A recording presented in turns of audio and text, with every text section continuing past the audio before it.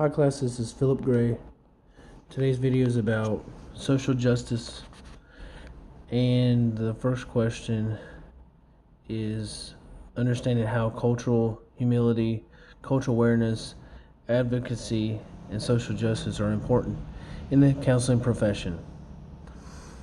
Well, humility is basically being open to another culture's world and worldviews, being open and not being biased, and being aware of that cultural of yourself, of what your views are, will allow you to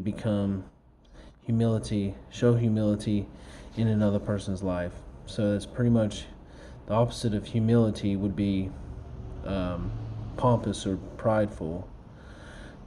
Or all about myself. So basically, showing humility in a cultural would be, let's get on their level and be open to see where they're at. And the Bible verses that I have chosen to use is Mark 5, when the guy was demon possessed and he was at a grave. He'd been cutting himself. He was an outcast, probably suffered a lot of depression, and no one really wanted to care about him, but Jesus showed compassion. And the wild thing about that is when it says in that Mark 5 that when that guy seen Jesus from afar, he just took off running after him. And I look at it like, wow, the demons couldn't even stop him. And then you have Luke 8 with the woman bleeding for 12 years. In Jewish culture, somebody was bleeding or touched something that had blood on it or something like that, they became unclean. So she was like, oh no, everybody's like, no, don't get near that person, they're unclean. Just the same as the person in Matthew 8 with leprosy. But the awesome thing that Jesus shows is that humility and that compassion and the openness of, well, let's see where they're at. Because instead of Jesus getting unclean by the lady touching her, she became clean. And that's the same thing with the person with the leprosy. Those three people got set free because somebody was there to show humility and aware. They were aware of the situation, and they took up advocacy of it. And that would be social justice, because people looked at them as nobodies, and Jesus said, you know what, I came here to love everybody. So that's what we're called to do, is love one another. And for taking action, advocating something in social justice, I want to look at the population of drug offenders that have caught felony charge.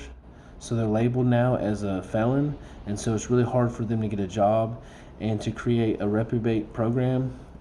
Basically you can do that in a Christian form, rebuilding somebody up from just somebody that was not good person in society to bringing them up and making them a law-abiding citizen. And I noticed that when the system looks at the felons, they look at them like, okay, you can't have a job, we'll just support you with low-income housing, food stamps, all that. Well, that just keeps them down, locked in, relying on the system, being held down by the system. You're a statistic. You're not a name.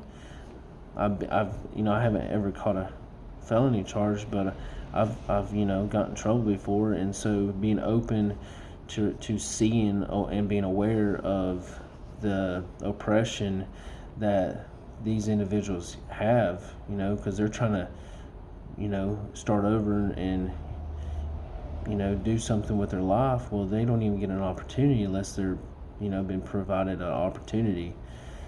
And so taking out the label of I'm a felon, and making it I'm a person, because Jesus values everybody. He came He lived once and died for all, you know? And that's what he did. He loved us so much that he died once for all, for everybody. And, you know, being like Jesus, going against the grain and, you know, giving someone another opportunity to be somebody and show them their purpose and empower them with goals to give them that purpose and value. Because once they know that, then they can actually do something, you know, profitable, purposeful in this world. So yeah, thank you. Have a great day. Bye.